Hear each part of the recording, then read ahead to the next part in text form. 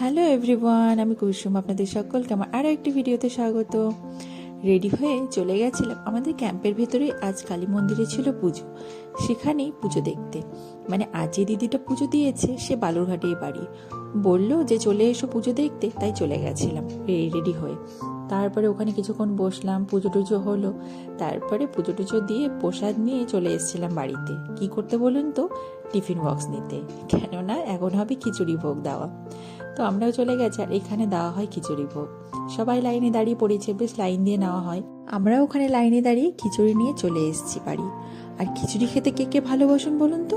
আমি কিন্তু খিচুড়ি খেতে খুবই খুবই ভালোবাসি। শুধু সেটা পুজোর বলে না, সব রকম খিচুড়ি ভালোবাসি। আর যদি সেটা হয় পুজো, তাহলে তো কোনো রকম কথা হবে না।